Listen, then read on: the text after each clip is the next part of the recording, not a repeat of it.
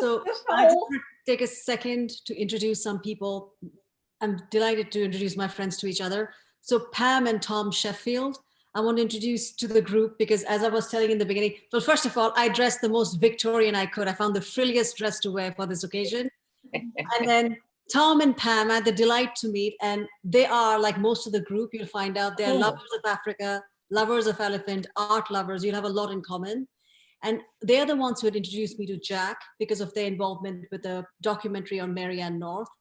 And I will not say anything about Jack because within an hour, how do they say to know him is to love him? You will fall in love very deeply. But I have told Jack that this group would also like to enjoy about his other passions, theater, performing arts, and tennis.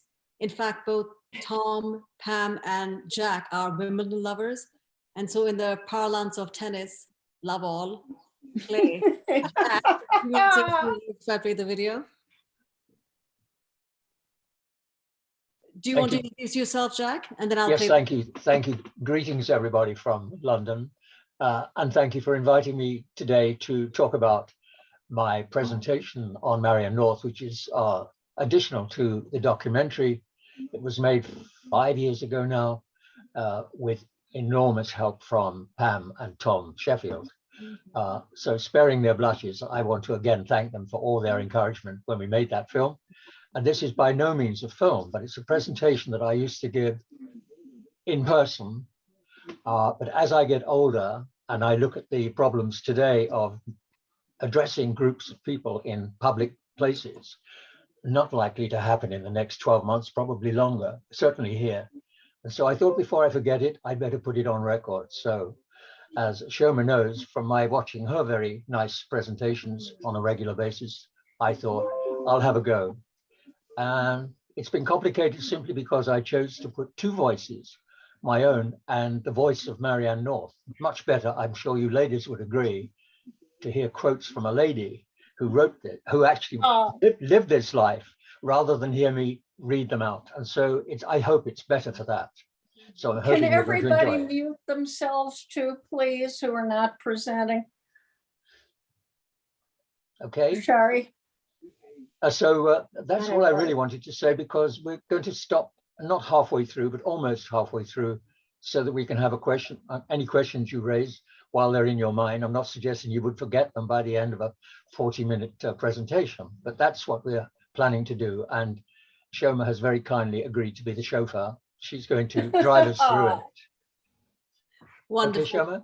Yes, absolutely. So the way that Jack and I thought, we would show the first 24, 25 minutes, pause it for questions, and then we can continue after that, because I think the questions will be lovely. Jack's a plethora of wisdom. So here we go. I'm going to share the screen. Oh, dear. Oh, yes, it is true. And just a background information, I think the voiceover is done by the actress called Samantha Bond. That's along right. with acting in some Bond films. She was also in, I think this is correct, she was in the Downton Abbey, right? So you might recognize the voice. So I'm going to start now. Hello, my name is Jack Andrews, and for 25 years I was privileged to be a volunteer guide at the Royal Botanic Gardens in Kew. Now, Kew, as we all know, is renowned throughout the world for its diverse collection of plants and fungi, not to mention the millions of dried plant specimens they have housed in its herbarium. But what is not so well known is the unique collection of oil paintings, some 833 of them, presented to Kew in 1882 by a remarkable Victorian painter who traveled the world in search of exotic plants. Her name was Marianne North. Today, we'll be following in Marianne's footsteps, quoting extracts from her journal as we go. I call my talk The World in One Room, and as the story unfolds, you will understand why. It's impossible in the time available to cover Marianne's entire life, short as it was, or indeed her amazing output of paintings. But I will endeavor to give you today an outline of her early life, her reasons for seeking adventure, and some examples of the paintings she produced during the 14 years she circled the globe in search of plants. So, Marianne North, born into a wealthy family in Hastings on the 24th of October, 1830. She had a private education, but spent only a few months in school. In fact, She learned her history by reading Walter Scott, Shakespeare, and, as she described it, some other old books. Robinson Crusoe, in fact, was my inspiration for studying geography. Someone told my mother that I was very uneducated, which was perfectly true. So I was sent to school at Norwich. But school life was hateful to me. The teaching was purely mechanical routine, and the girls, without exception, were uninteresting. This is a portrait of Marianne, painted at the family home in Rougham, Norfolk, when she was a young woman of 24. Not only were her school years unusual, but her general upbringing was equally unusual. Her mother came from a conventional high society family, but her father was more of a Victorian bohemian with a number of interesting and influential contacts in his circle of friends. Most of Marianne's time when young was spent in Hastings, where her father, Frederick, was MP. He and she undertook frequent journeys on the continent together, visiting 17 countries in all. However, this was soon to change, for in 1854, the same year that this portrait was painted, Marianne's mother died tragically from a long-standing illness. On her deathbed, she asked her daughter to look after her father, which Marianne dutifully did, for she loved being close to her father. She enjoyed the company of his bohemian friends and found their unorthodox behavior infectious. One of the passions in Marianne's early life, apart from drawing, was for music, and in particular for singing. And Marianne could really sing.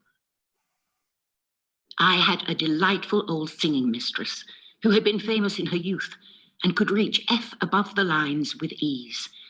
We went through all of Mozart's operas and masses, singing and transposing all the solos and duets. I often passed 8 hours a day at the piano. Life on the stage or in the concert hall was hardly an option for Marianne, for in those days it was a much frowned upon profession. In any case, she proved to be too nervous a performer, so she dutifully set aside one natural ability and settled for another, the life of a painter. Marianne longed to have lessons from William Holman Hunt, another friend of her father's, but he refused to take pupils. However, an important moment in her life came in 1867, when she was offered lessons in oil painting by an Australian painter, then living in London, called Robert Dowling. Under his tutelage, she developed a passion for painting in oils, and later described the experience. A vice like dram drinking, almost impossible to leave off once it gets possession of one. I found people in general woefully ignorant of natural history. 9 out of the 10 people to whom I showed my drawings thought that cocoa was made from the coconut. As soon as Marianne began painting plants, she began to study them as well. She read constantly about the trees and flowers she drew, always with regard to their outdoor habits and characteristics. She taught herself an enormous amount of botany through the informal means of reading, discussion, and observation. Today, Marianne North's paintings and recollections in her journal have proved to be invaluable in passing on this knowledge to the public at large. Marianne often rode horseback with her father to visit Kew Gardens, where another of her father's influential friends could be found, the first official director, Sir William Hooker. One memorable day on a visit to the farmhouse, Sir William gave Marianne a hanging branch of the Amherstia nobilis, the pride of Burma. One of the grandest flowers in existence. It made me long more and more to follow the dream I had long had of going to some tropical country to paint its peculiar vegetation. Sir William's generous and friendly gesture that day sealed Marianne's fate, as she vowed she would find this tropical plant and paint it wherever in the world that might take her. But before she could make plans to travel abroad, a family tragedy occurred. Marianne's beloved father was taken ill and died in October 1869. Marianne was devastated and wrote in her journal, For nearly 40 years, he had been my one friend and companion. And now I had to learn to live without him and to fill up my life with other interests as best I might. After the death of her father, Marianne was inconsolable and continued travelling in Europe on her own. She returned to London, but ever the restless wanderer was soon pining to go abroad again. But this time she chose to go further afield in Europe. Her quest to paint exotic plants around the globe had finally begun. In 1870, a friend in America, Mrs. Skinner, invited Marianne to spend the summer with her, and so within weeks she had booked herself a cabin on the Cunard steamer Malta, heading for the first of her overseas destinations, the USA and Canada. They first landed in Boston, then on to Massachusetts to stay in Mrs. Skinner's newly built house by the sea. After 3 days, Mrs. Skinner and I settled ourselves in the house she had taken near West Manchester. On the west side, the sea ran up into a little sandy bay, the very ideal of a bathing place. So we bought some stuff to make bathing dresses. Mrs. Skinner chose one of scarlet serge, I one of dark blue-grey.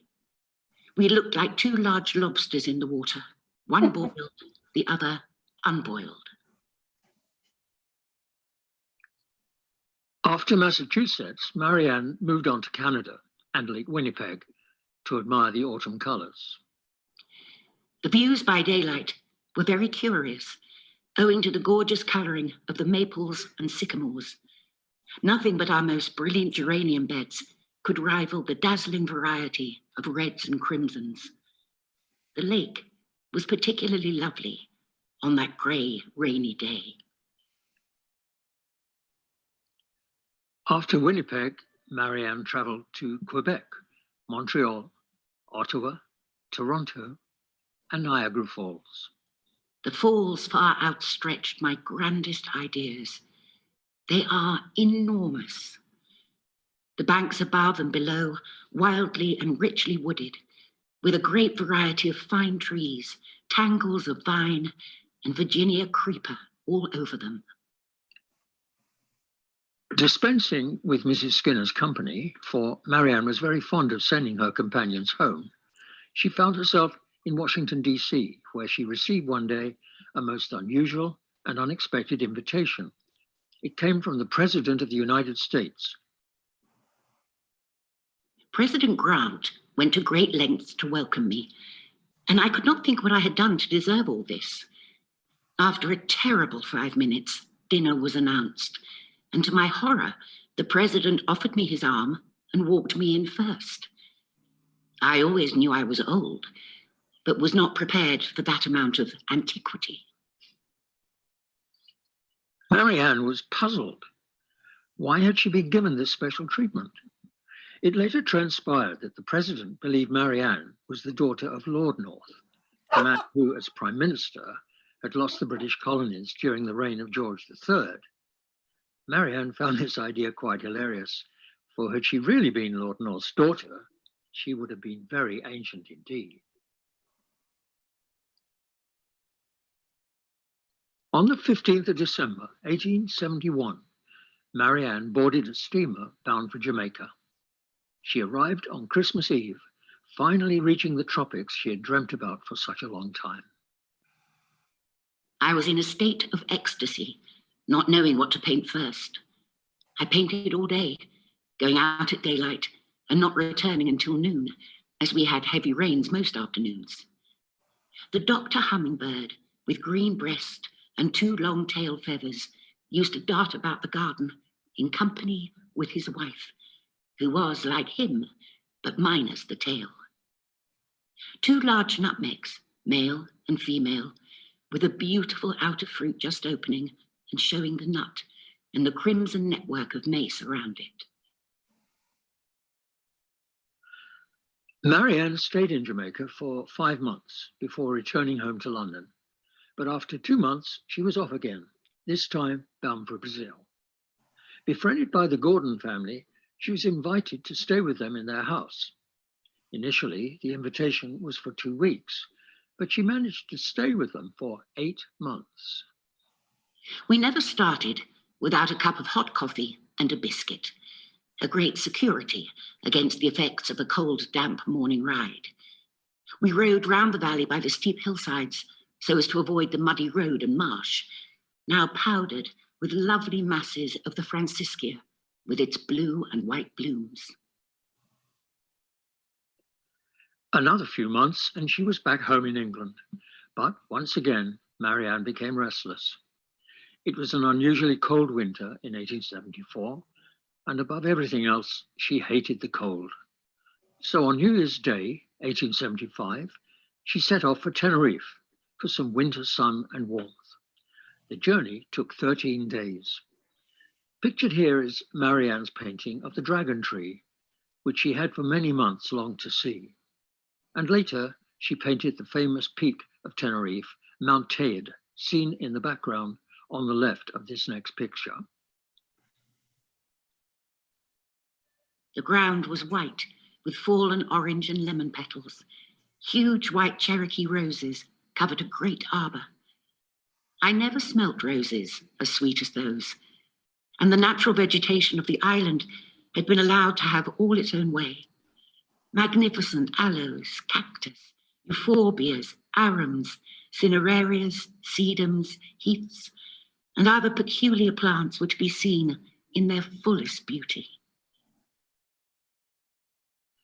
By May, after a stay of just 4 months, Marianne was once again back in London. But by August that same year, she was heading off to Japan via the American continent.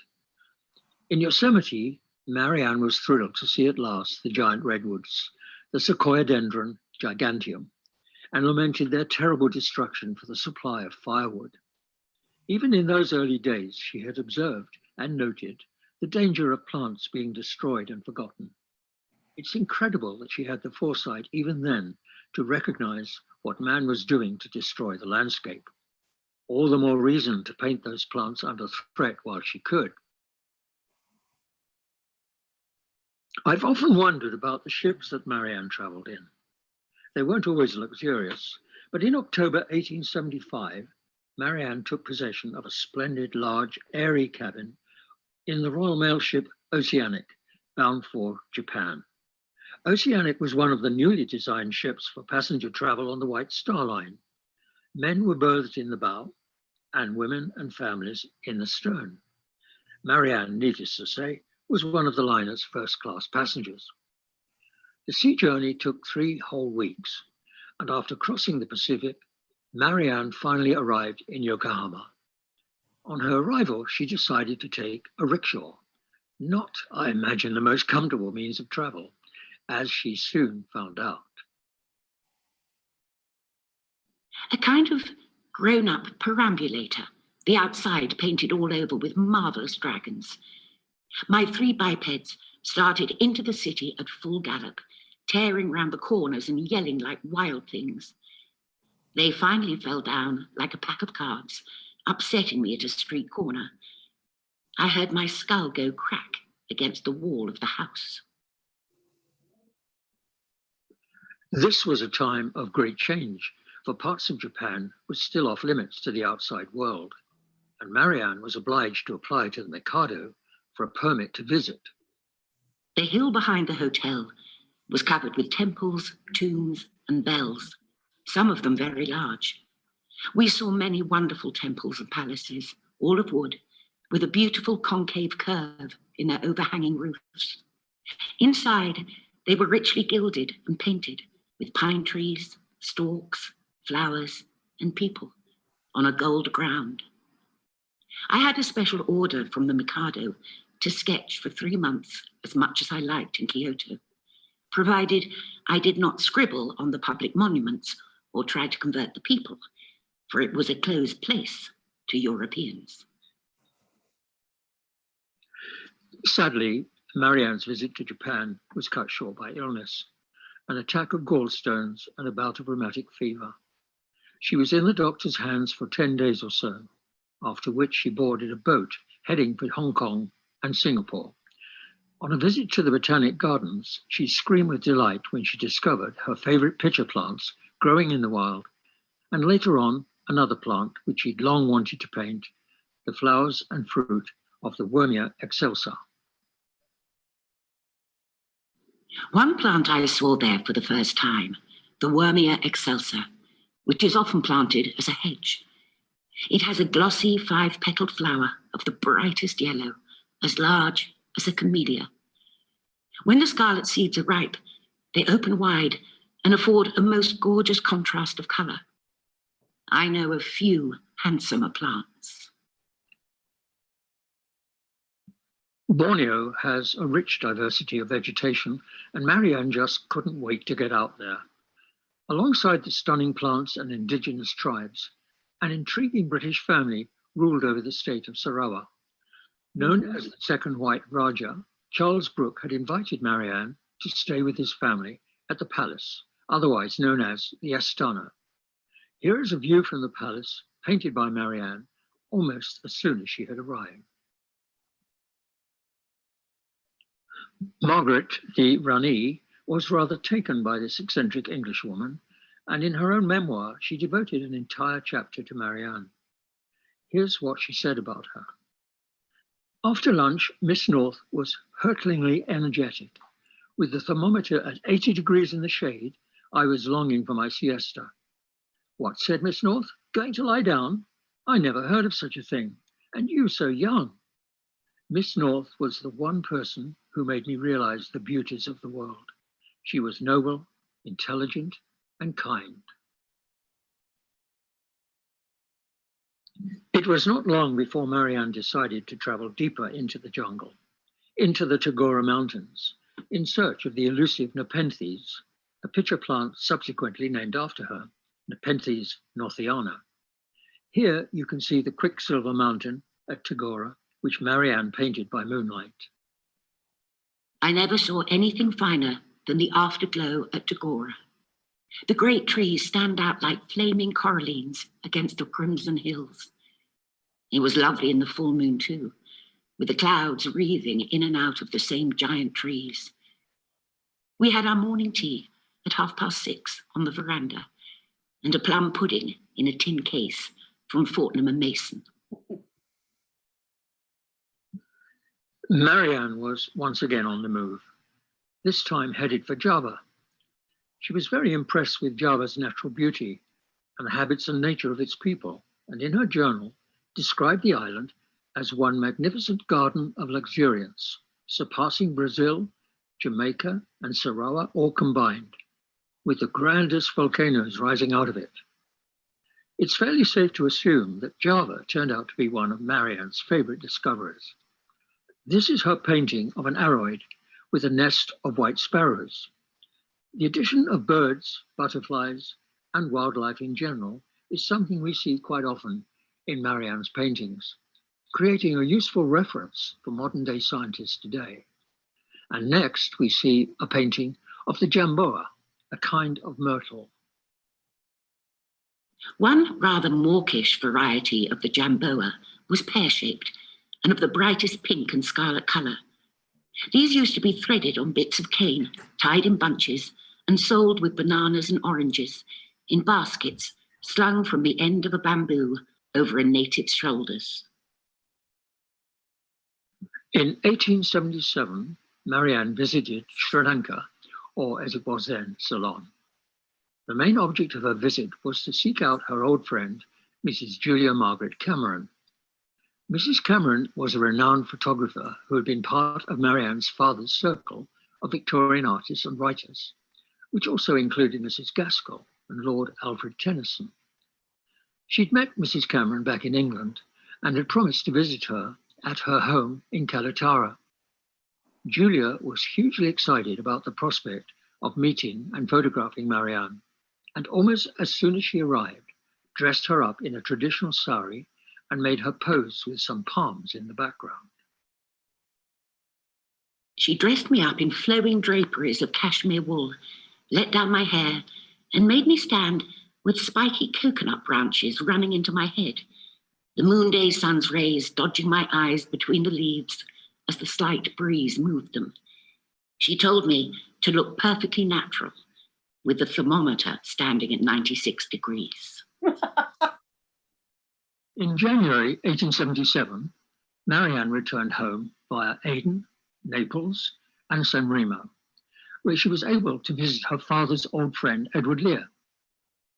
Back home in London, she spent the next 6 months making a catalogue of her paintings, which by then totaled well over 500, in readiness for a public exhibition at the Kensington Museum, which we know today as the Victoria and Albert Museum. But by September, she was off again, this time heading for India. Marianne's first significant destination was Thanjavur, where she stayed for a fortnight with Dr. Burnell, an eminent Sanskrit scholar. Her friend Edward Lear had given her a letter of introduction to Dr. Burnell, and Mr. Lear wrote, "If this is given to you by Miss North, please do all you can for her as to sights, particularly flowers, etc., etc., as she is a great draftswoman and botanist, and also very clever and delightful." Dr. Burnell in time became one of Marianne's closest personal friends, whom she much admired, and the nearest, I would suggest, to any romantic liaison. But more about that later. Marianne was to stay in India for 18 months, but conditions at that time were far from easy, for the country was suffering from a great deal of flooding, famine, and fever. She records in her journal that everyone, herself included, took opium as a preventative. "I followed the fashion," she wrote, "prevention being better than cure." Imagine our heroine, Marianne North, smoking opium. It helped her survive the appalling conditions she was enduring. I went that same afternoon to the Taj and found it bigger and grander than I had imagined. Its marble so pure and polished that no amount of dust could defile it. The building is so cleverly raised on its high terrace, half hidden by gardens on one side and washed on the other by the great river Jumna. In late February of that year, Marianne decided to So this was the halfway point. I thought it would be a nice spot for Jack to answer some questions before we continue. What do you think, Jack? Is that okay? You're muted, Jack.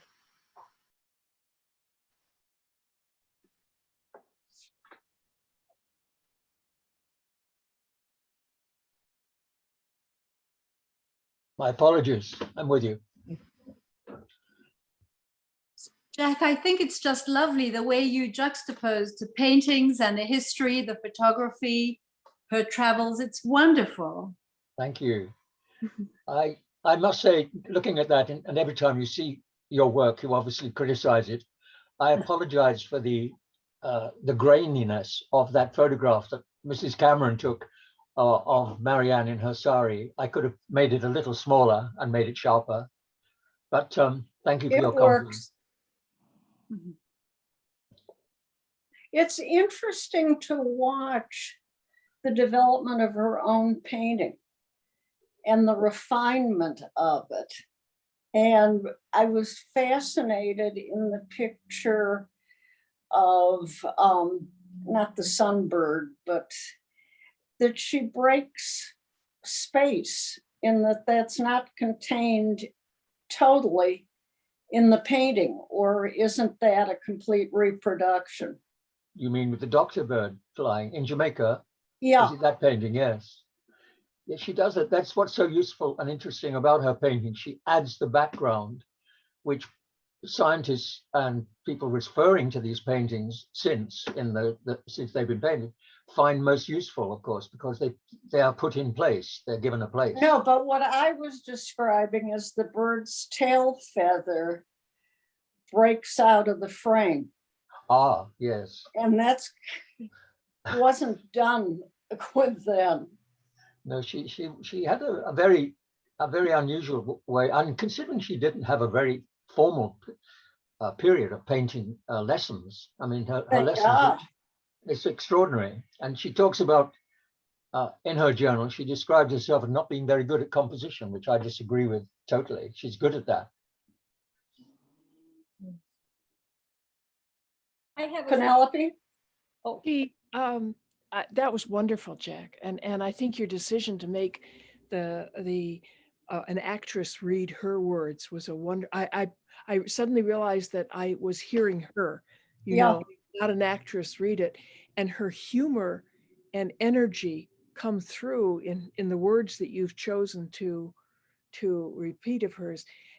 This question may be answered by the second half. So when I read or saw earlier and repeated here that all these works were oil, I was fascinated. That is not generally what travelers use. No. They will use watercolors for a variety of reasons, not least that they dry and can be, quickly and can be carried.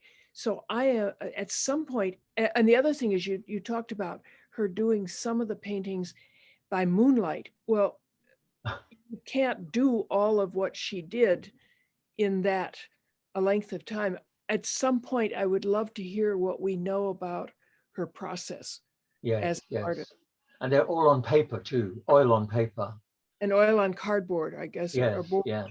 not cardboard, board. Yeah, but perhaps the second half we'll talk about that. Okay. I have a question. And thank you, Penelope. That was one of my questions. So I look forward to that answer. I'm finding this also delightful. And please forgive me if you mentioned this and I somehow didn't hear it, or maybe I came in too late on the meeting, or if you're going to answer this later. But I had a question about her funding. Where was she getting funding for all this extensive travel? It was all her own money. Her father, I also realized that by describing her father as an MP, forgive me if you don't recognize the initials, but that's Member of Parliament. So, Yes. but he was also a great landowner. And so she inherited a lot. And maybe the reason why she didn't marry, because in those days, were she to marry, all her property would be passed over to her husband. But that may or may not be the case. However, she did have a lot of money. But she was also very humble in her choice of where she stayed and who she stayed with. I've described so far her booking a first-class cabin on the boat. But sometimes, as in Jamaica, when she first arrived in that country, she took a hut, literally a worker's hut in the middle of the rainforest, and stayed there for 6 months in one room. And so she was a very strange eccentric that she could live these degrees of luxury one day. And also she had a whole handful, or maybe a pocketful, of calling cards, which was in the Victorian days, you always had a calling card. And she went armed with these, and she had them calling cards, needless to say, to the very best of people. Hence her ability to stay in Sarawak with the Raja and his wife. Thank you. Okay. Appreciate it. So Shema.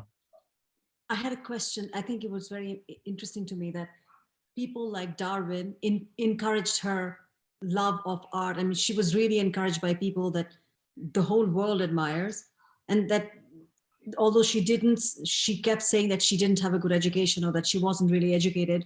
She has 4 plants named after her. And now that Borneo is in very big publicity now because of all the rainforests and things that are happening, stuff that she has done is becoming more and more relevant. I thought that was really important. And you say 4 plants. Only this last week, out of interest, a young student who once worked in Kew, excuse me, has been doing a lot of research in Borneo and in Madagascar for the coffee species, because Kew is aware that we all rely on 2 species only for our coffee supplies. And there's something like 124, I think, species of wild coffee. And so last week they discovered this wild coffee in Borneo, northern Borneo. And this young man said, I recognize this from when I was at Kew. I believe there was a painting of this very plant.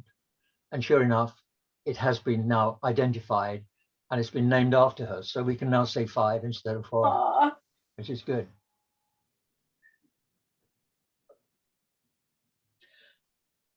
Should I play the video more, or should you want to have questions? See, Jack, your video is a hit. So I'm going to continue. Continue, yes, please. Thank you. Yes, absolutely. home and headed back to Southampton. Later in that same year, on August 11, there came an important turning point in her life. She was on her way to visit friends in Wales and had to change trains at Shrewsbury. But unfortunately, Marianne missed the train. The Pall Mall Gazette once suggested that my collection of botanical subjects should find their ultimate home in Kew. So, having missed a train at Shrewsbury one day and having some time to spare, I wrote off to Sir Joseph Hooker and asked him if he would like me to give them to Kew Gardens and build a gallery to put them in. I should be inclined to ask my old friend James Ferguson to design the building and manage it for me. I wish to combine this gallery with a rest house for travellers to rest their weary legs and a place where refreshments could be had, tea, coffee, and a biscuit at a reasonable cost, nothing else. Sir Joseph replied at once, accepting her most generous offer of the paintings and the building with it, but said it would be impossible to supply refreshments to so many people. Stubborn as ever, Marianne wasn't taking that lying down. She took her case to the House of Commons, but they too turned down her suggestion. Not to be outdone, and in an act of defiance, Marianne painted the coffee plant over one door of her gallery and a painting of tea over the other. Ever her father's daughter, Marianne would have made a great politician. In the following year, 1880, a rare opportunity presented itself. One day, I was asked by Mrs. Litchfield to come and meet her father, Charles Darwin. He was, in my eyes, the greatest man living, the most truthful, as well as the most unselfish and modest. He said I ought not to attempt any representation of the vegetation of the world until I had seen and painted the Australian. I determined to take it as a royal command and to go at once. And true to her word she did, for within weeks Marianne had booked a cabin on a sailing to Australia and stayed there for the next 6 months, travelling first to Brisbane, which did not impress her. She described it as a sort of overgrown village, surrounded by wretched suburbs of wooden huts, scattered over steep, bare hills. Melbourne, on the other hand, she liked very much. She called it by far the most real city in Australia. Marianne soon discovered why Darwin had recommended a visit down under, for there were many plants there that interested her. But one in particular had caught her eye, an intriguing shrub called Hakea. The chief excitement was a group of Hakeas, like a tall hollyhock, with leaves like scallop shells, perfect cups grown close together and round the stem. Every spike of leaves was gradually shaded downwards. Those at the top, salmon pink, those next, yellow and orange, and so into the brightest green, blue-green, and purplish grey. It is one of the most remarkable plants of the world. Already physically run down by a stay in Tasmania, Marianne's opinions of New Zealand were closely tied to the weather. It was very cold and dreary, and at the same time, she was suffering from a bout of severe rheumatism. But she admired and, of course, painted the local flowers. Here you can see Dracophyllum, which is widely featured in the country, and a group of Nico palms, the most southern of all palms, and the only ones indigenous to New Zealand. Once away from New Zealand, Marianne wended her way home via Honolulu, California, Kansas City, Washington, Philadelphia, and New York. She finally arrived in Liverpool on the 13th of June and went straight to her flat in Victoria Street. As we've seen, she was pretty stoic when it came to travel, in spite of increasing health problems. And after many months of traveling, you would think that she might have taken a well-earned breather, but not Miss North. My first thought after unpacking was of the building at Kew, and I did not long delay in going there. I found the building a tranquil, secluded haven, and the lighting perfect. Mr. Ferguson, the architect, kindly arranged the decorating and painting of the walls. After that, I spent a year in fitting and framing, patching and sorting my pictures. I finally got it finished and opened to the public on the 7th of June, 1882. Within a year of the opening, 7,000 copies of the gallery catalogue had been sold. The best evidence that could be had of the popularity of Marianne's gift to Kew. And within weeks of the opening, Marianne was off again, heading this time for South Africa on board the Grantully Castle, a rather run-down steamship. Her journey took just over 18 days, a journey which she later described as one of the shortest she had ever made. Imagine, the shortest, 18 days. Yet today, we can get there in a matter of hours. Once in the Cape, Marianne was completely bowled over by the variety and abundance of flowers everywhere.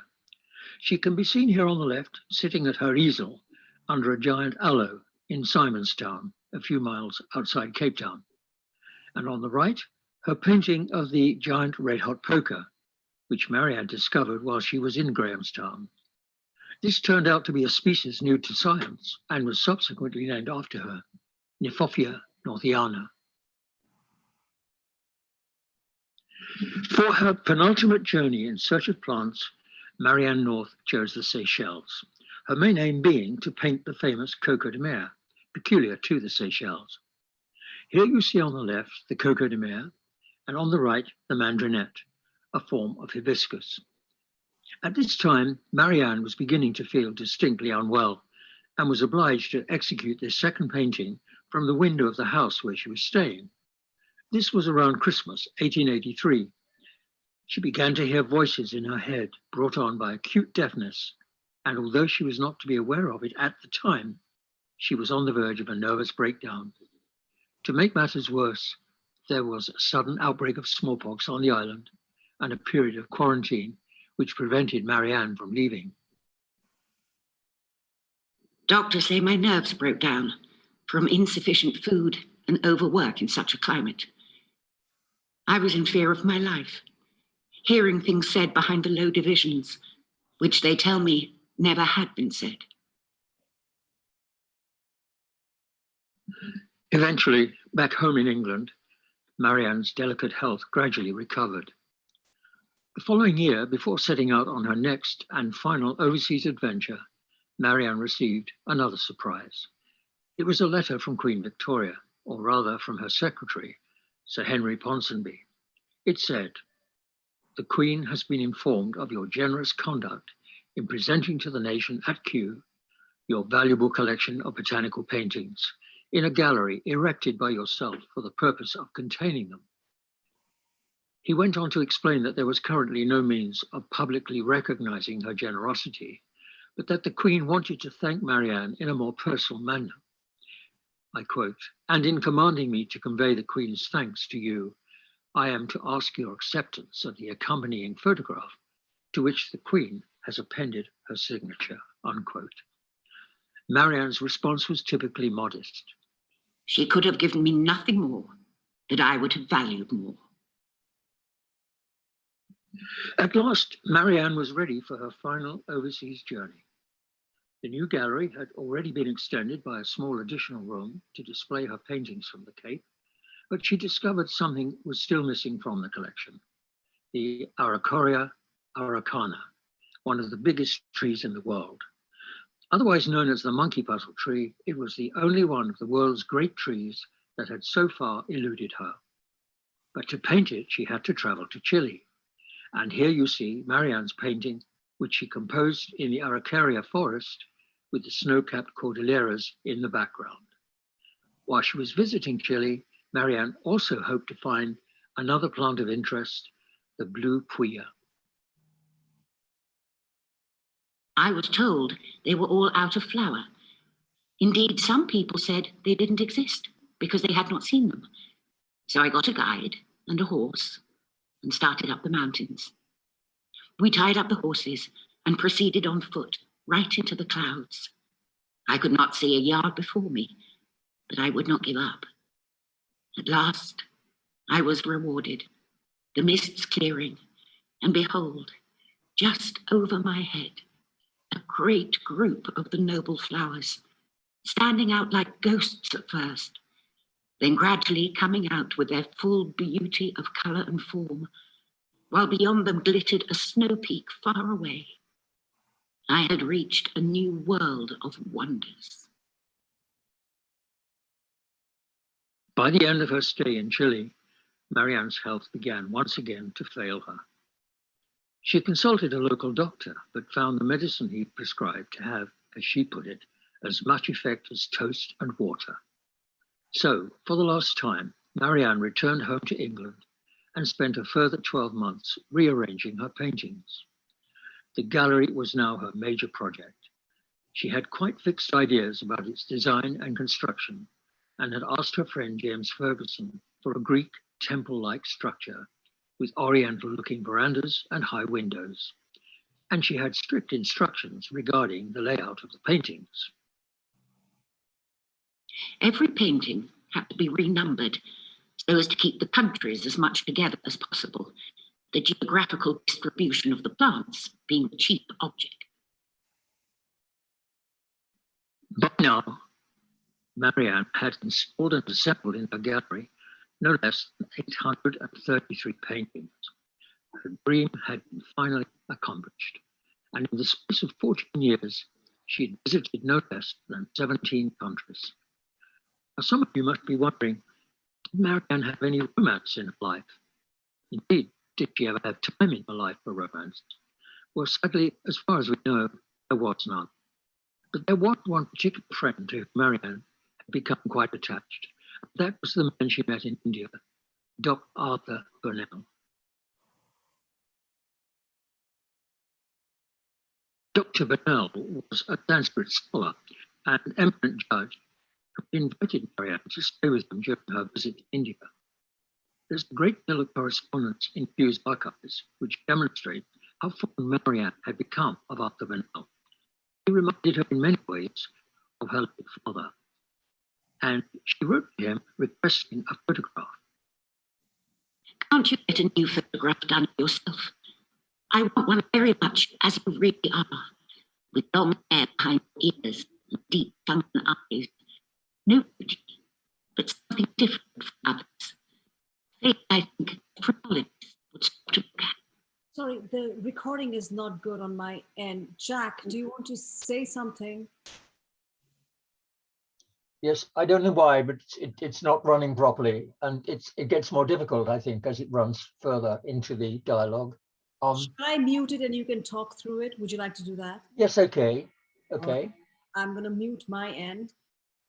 So I'm going to play it. I'm going to mute it so you can just talk through it as you go along. Is that all right? Okay, I have a script handy, which is very useful. Perfect. Should we start from here then? Yes, okay. Wonderful. This photograph. And later, one, when she felt she knew him better. One second, let me see. There we go. Go ahead, Jack. Okay, fine. Yes, this is the one man I think was the closest that Marianne ever came to finding a romantic element in her life. And this man reminded her very much of her father, and he was a Sanskrit scholar. Them my sentiments. It's still running.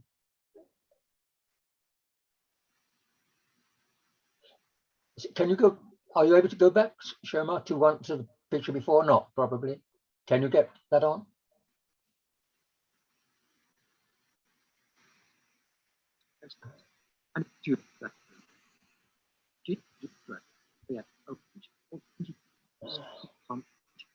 I don't know how to mute this and let you speak on my end. That's the problem. No, I can understand.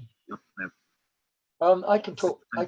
It's a shame, but I can talk without. I can pause the screen and you can talk to the picture. Would that be okay? Yes, that's it. That's what that might be best.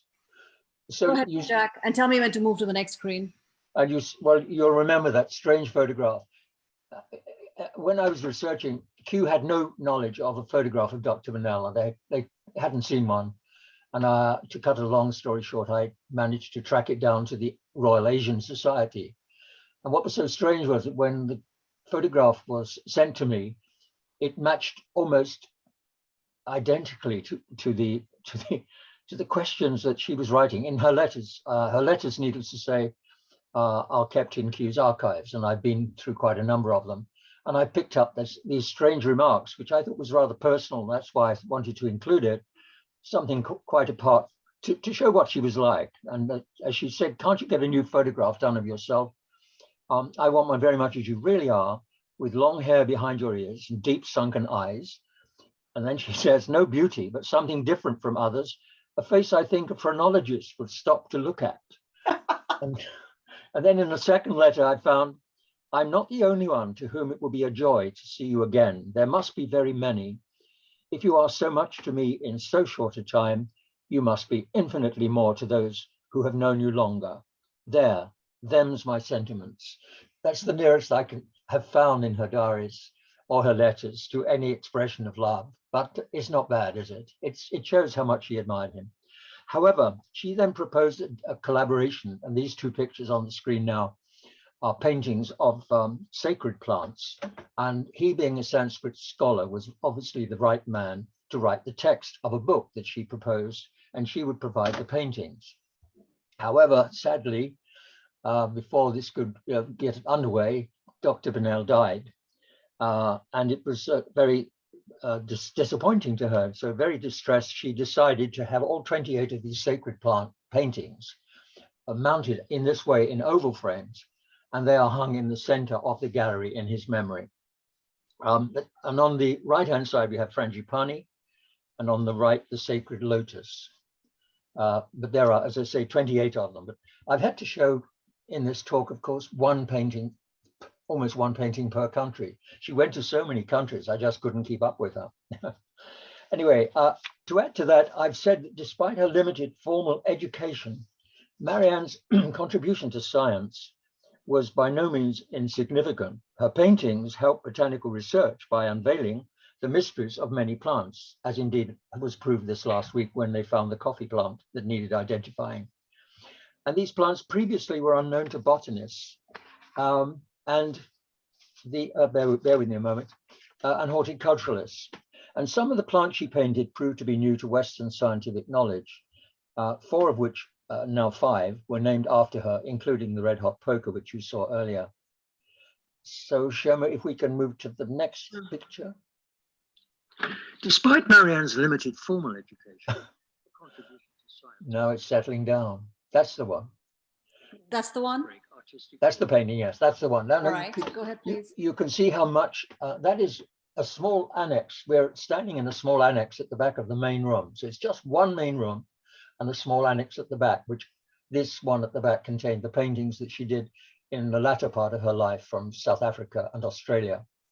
And it's a Victorian way of, and I'm telling you something you know already perhaps, but that is how Victorians in many cases like to display their paintings. And she had, in this gallery alone, 833, and she mounted every single one of them herself. She drew up the plan as to which goes where, and when she couldn't fit them in, I'm sorry, I was about to say when she couldn't fit them in, she cut them down. She did quite the opposite.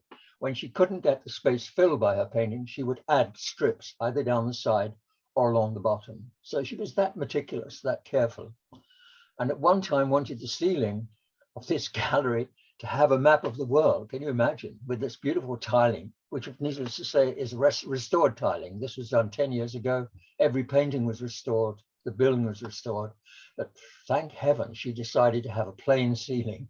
Otherwise, the mind would boggle. It would just be too difficult to take in, very indigestible. And so about that gallery, I just wanted to quote just 2 things. I was trained at Kew by a wonderful lady. She's the late Laura Ponsonby, who was related to the secretary to Queen Victoria, just by chance. But she was the one who inspired me to take a great interest in Marianne and her life and her paintings. And she wrote, there's simply nothing like it anywhere in the world, and quoted Wilfrid Blunt, who was the man who wrote A History of Kew Gardens, who also wrote, Marianne North Gallery is as precious as the Albert Memorial. Must never, ever be touched. So having organized the gallery, Marianne not surprisingly, finally decided to retire. We're coming almost to the end, folks, of this story. She had to look around for somewhere to stay in the country to spend her well-earned retirement. And she found it on the next slide, Shoma, which is a place called Alderley in Gloucestershire. Is this it? That's it. That's her painting of her house on the left and the garden. And she writes, I've found the exact place, and I apologize that it's my voice and not hers. I have found the exact place I wished for, and already my garden is becoming famous among those who love plants.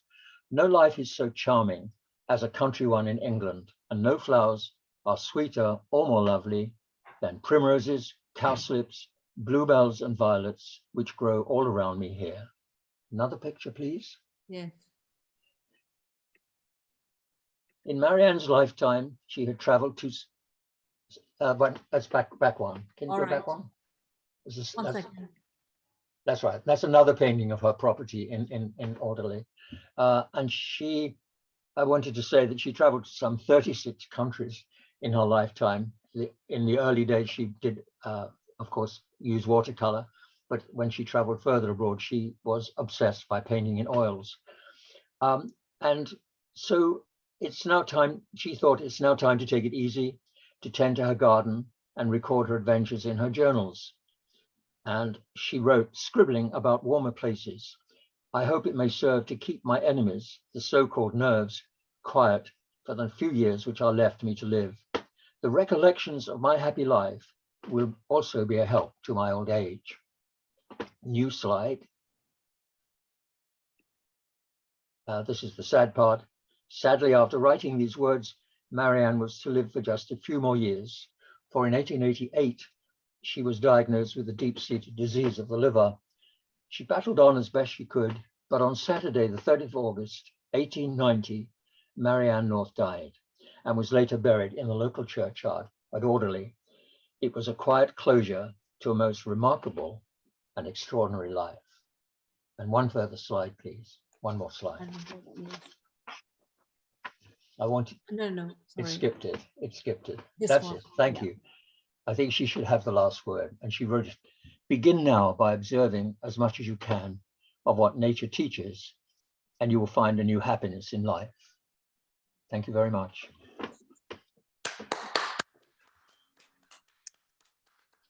I'm sorry we went off track there. That was incredible. Told you. Thank you for the driving. Thank you for the driving, Shoma. No, you're marvelous. She was an amazing woman, wasn't she? I rather think she was one. We all have someone in our lives who we say, "Oh, look out! Here comes Mrs. So and so." I think she was in that category. But She's nevertheless, also in line with many astonishing Victorian women. traveling ladies. Yes, totally. And I wish they'd make a feature film of her. I think it's because she has no romance. You know, there's always got to be a romantic element in any film. You know, they've done Beatrice Potter. They've done Gertrude. Remind me. I do this all the time now. The lady who traveled to the Sahara. Gertrude Bell. Gertrude Bell. Yeah, Right. all of those. There are so many of them. And they were also fine writers, which was fascinating. Yes. If you buy, you can still get Marianne's journals online. And they're in 2 volumes. And sometimes you can only get 1 volume from one source and 1 from another. So they don't match. But they're not broken up in chapters. Chapter headings you have, but they're continuous. She just writes continuous. And that's mainly because her sister, when Marianne had died, her sister edited and put these together. It's still got some fascinating stuff. And I found it, in putting this talk together, a great pleasure researching the journal and the paintings at the same time and marrying them together. There's so much of that. That's not been done before. So I find to me, it's been a real pleasure to talk to you today about it. It's given me a chance to practice what I preach, and I really am grateful to you all for listening. Thank you. Shoma? No, Merle has a question, but I wanted to make sure, could you mention the video that you and Tom and Pam had made the BBC documentary. I think the people would love seeing it. It's fabulous. Yes, it is. Thank you. Thank you for reminding me, Shama. It was transmitted when the BBC bought the film finally, because nobody was interested. And that's why, as I say, thank you to Tom and Pam for keeping me going, encouraging. When the BBC bought it, we also sold it to the Smithsonian Channel. And the Smithsonian gave permission for the public broadcasting catalog. Is that correct? Public Broadcasting Service. They have a catalog of programs. PBS, yes. It's in their catalog. This video, which we called The Remarkable Miss North, when it was shown on the BBC, they chose, for whatever reasons, to call it Q's Forgotten Queen. And Q has several queens attached to his story, but not Marion North. She was everything else but. However, this film this video concentrates on Marianne's journey to Borneo and to Sarawak and in search of the Nepenthes, the pitcher plant. And thank you, Shoma, for, I can't say I recommend it. I do, of course, but it's a little bit immodest. It's there. I do hope you can see it. It's been shown on the BBC already 12 times, and they got the rights to show it 20 times. So I keep looking up in the schedules. But maybe this is true in America. Sorry, I see you, Shoma. No, I thought Pam was going to say something. Pam or Merv. Pam, It looks like it's available on YouTube. It looks I like thought, good old YouTube. yeah, I'm not sure of that, but it looks as though the opening is certainly on there. it's an hour long. Yeah. Yes, I think, yes. If it's an hour long, the whole thing is there. Yeah. Oh, that's brilliant, because I know they originally showed the first 10 minutes. And it's presented by the actress Amelia Fox. Oh, excellent. Yeah. Was I right that the voice in the presentation we just saw was Lord Grantham's sister? That's correct. Very good. Yes, it is. Thank you. That is true. Absolutely. And she was called Lady, I wrote it down somewhere. Yeah, Lady Rosamond Paisley. Yes, Rosamond. Of Lord Grantham. And if you go further back, Pierce Brosnan did 4 Bond films. He played in 4 Bond films, and she was Miss Moneypenny in those 4 films. Oh, Of course. a very distinctive voice. It's good. I think that's how Marianne would have sounded somehow. It's a guess, but I think it's right. As I think I said to you in my email, posh and authoritative. Joseph? Hi, Jack. Thank you. That was really, really wonderful. It reminded me a bit of the Swedish painter Tira Kleen, who went to Java to paint the ritual hand gestures a little bit later than Marion North, but a similar kind of independent woman. My question to you is about the status of the gallery today. I know in England, a lot of the old Victorian galleries are being changed and renovated, like at the Ashmolean and other places. They're reconsidering their Victorian museums and reconsidering Victorian galleries. What's the status of the Kew galleries? I've seen that gallery, by the way. I'm a big fan of Kew. I know it. It's one of my favorite. Talk about immersive environment. You know, you really are in an immersive environment in a practical way. But is it stable? Is it secure? Is Kew behind it all the way, or are there people challenging it, or what's the status of the gallery today? I'm happy to report it's stable. 10 years ago, we I was about to say rebuilt it.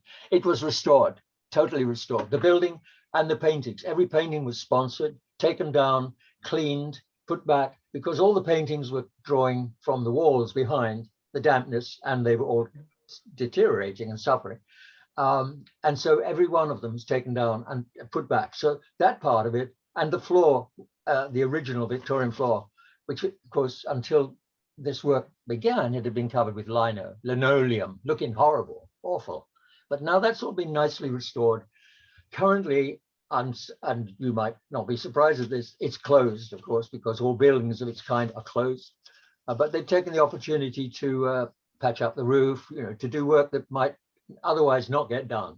So it's in a good state, and we're all waiting to get back in there. Thank you very much. I'm very happy to hear that.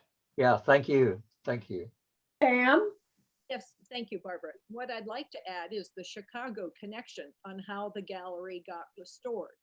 And many of you might remember Peter Crane, now Sir Peter Crane, who was the director or the president of the Field Museum for many years. And he went from Chicago with our fundraising ideas to Kew. And when this project needed restoration, there had been a project at the Field Museum that I loved, and it was called Own a Bone, where you could fund for $5 a piece of the dinosaur Sue, and made millions of dollars. And Peter loved that idea and took that to Kew and started a project to underwrite a painting for Marianne North. And all the paintings have been underwritten for the restoration. And on their website, they also have in their store that all of these paintings are now available, that you could own a particular one in, you know, how you can do the on canvas, the fake type, and you can order the size and dimensions of every one of Marianne North's paintings. So it's still a continued fundraiser for Kew. Fabulous. And I think one other thing that I can add for my husband, Tom, is I think you can understand now when we had a Chicago friend who, when we were going to England for Wimbledon, and he said, well, you have to meet Jack Andrews. And we did. And it was wonderful, the tours that we had. And then he took us, after 3 years of doing a daily tour and dinner and all the other fun things in the theater, of the gallery had just opened. And when we opened the door, my jaw dropped. And because of his passion, Tom and I literally fell in love with Marianne North. And that's our connection on how we're happy now to pass this on to all of you who haven't experienced her before. So Well done, thank you. Jack, be prepared. This group is going to descend upon you when we can. You're always welcome. You'll always be welcome. Merle, you had a question before, I think I had interrupted. It wasn't a question, it was a comment. First of all, thank you so much for bringing this to our attention. I found the whole presentation and her story captivating. When you call the PBS special the remarkable, I mean, that's just the perfect word. I think that the paintings themselves are just beautiful, but the fact that they amount to a document about plants, all kinds of botanical specimens all over the world. I mean, it's just remarkable when you think of that she did that, and in such profusion. And then lastly, I'm fascinated by the woman herself, and I would love to know more about her motivations. I just find I mean, she was such an iconoclast for her time. And it's true, there are other Victorian women who went out and adventured, and I'm a fan of all of them. And I'm so glad you brought her to my attention. Thank you. Thank you so much. Thank you. I am assuming that she also did all of this wearing corsets, which, if you think about the humidity and the heat, the fortitude these women had, you know, Mrs. Baker going across Africa with her husband, you know, in full skirts and corseted, and they're amazing. How did they do it? I don't know. And No wicking fabrics for them. There's it's another interesting. There's another botanical artist named Margaret Mee, and Yes. we're hearing a program about her. She's about 100 years, not quite, about 80 years after the birth of Marianne North, but she went to she also went in the back of beyond doing botanical paintings.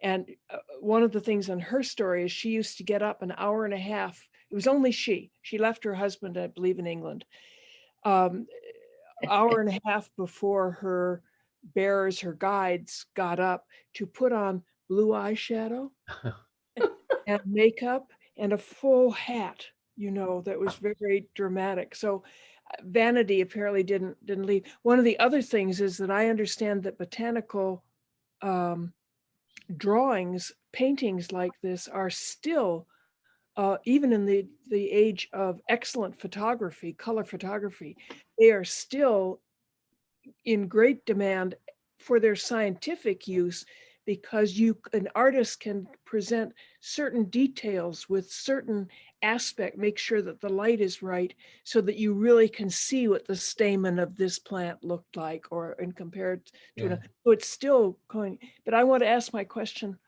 that I had asked in the first half, is what can you tell us about her process? You said she started with watercolor, but then switched to oil, which just seemed, was it oil on cardboard? Yes, oil on cardboard or paper. Which just seems Incongruous. ordinarily challenging when you're not in But your it's not the studio. cardboard we know that comes in our Amazon boxes, I assume. No, no, no. And of course, it's cardboard full of acid, which is why it was such a risk to put those paintings on such a rather fragile. But just the logistics, I mean, if she was painting in the volumes, I mean, she painted so much in each place. And as Penelope said before, it takes a long time for oil paint to dry. I mean, just the logistics is complicated. And she would paint with oil paint rather than draw first. She would actually put the paint straight onto the paper. Wonderful stories of mice trying to steal her painting, her materials, her oil paint, and she hoping that they would go into a corner and die, because they would. I mean, it's fascinating that she actually, as you said, would travel to these places in heavy skirts and a lot of luggage, but the luggage was all materials for painting and nothing much else. And that book I read called Good Morning, Good Night, which is by the Rani of Sarawak, it has this whole chapter and brings Marianne to life when she describes her staying at the Arana in Sarawak. It's I mean, I'm totally overwhelmed by what she did. I don't know how she did it. And in the gallery, if you our friend earlier said he'd been to the gallery, may remember there are over 250 specimens of wood panels, part of the lower part below the pictures. Sorry, we can't show it now, and nobody seems to know too much about it, but she actually brought all that, or sent all that wood back to Kew Gardens. For again, that has been a marvelous reference point for people who are interested in wood, trees, and much of it, of course, is no longer around. It's extinct. And I don't know why, she chose not only to get these paintings back to Kew, but also to send these samples of wood. Very odd, very odd. And we are still trying to establish precisely why she chose to do that. Nothing in her diaries tell us anything about it. A remarkable woman. Yes. Wow. So she must have had to calculate her going on with her journey according to how long it would take for each painting to dry, especially that last one. Obviously, she couldn't move it until and especially if you were going to press things together, they would have to be so thoroughly dry. And in a damp climate, that must have been really something to calculate. Absolutely. Also, I'm very curious. You said that they did a restoration of all the paintings. How stable do they believe that paper and cardboard is? Will they have to treat it again in another 70 or 80 years? Or all that acid and that adhesive which had been used was carefully scraped away from the back of every painting, every single one. Yeah, so it should be stable then. Yes, indeed. Yeah. One quick remark I should add: when we were making the film, my intention was to invite David Attenborough, no less, to be on the film for one good reason. He travels, and I would by no means belittle what David does.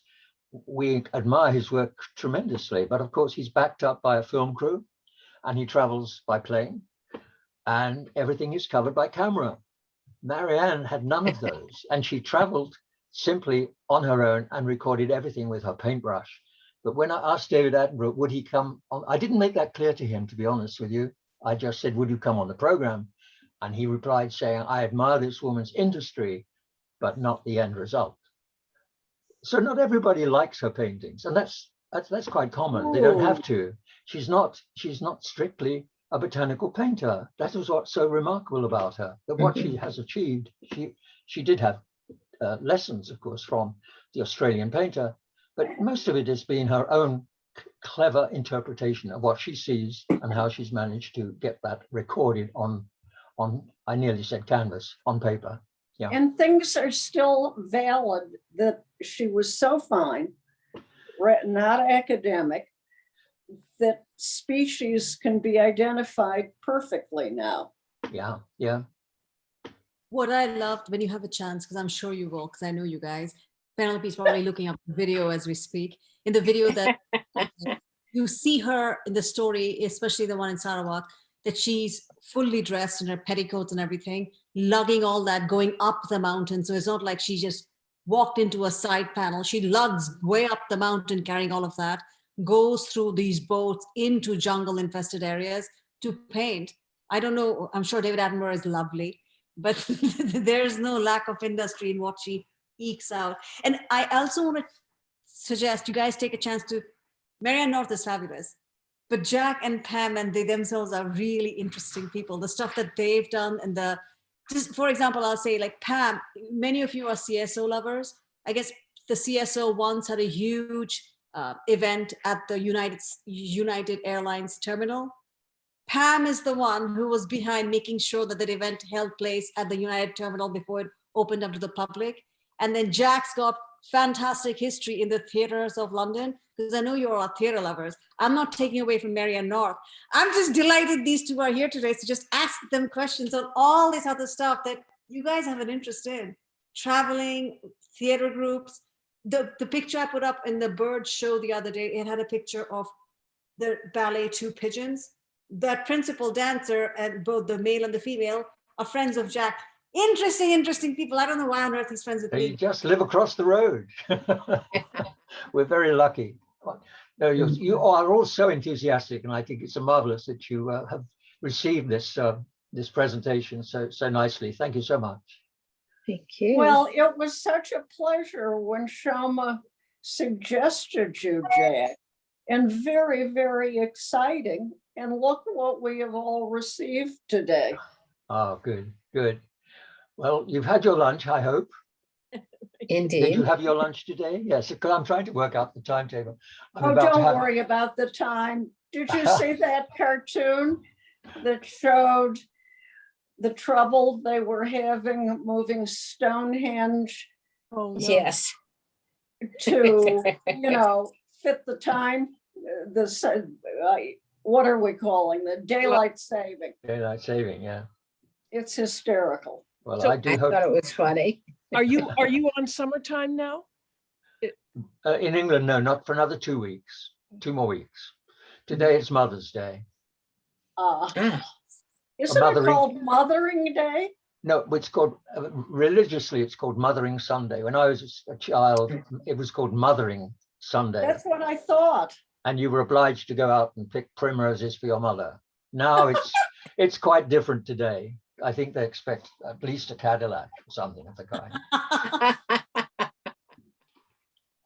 or a new microwave, Or rolls. yeah. Or rolls.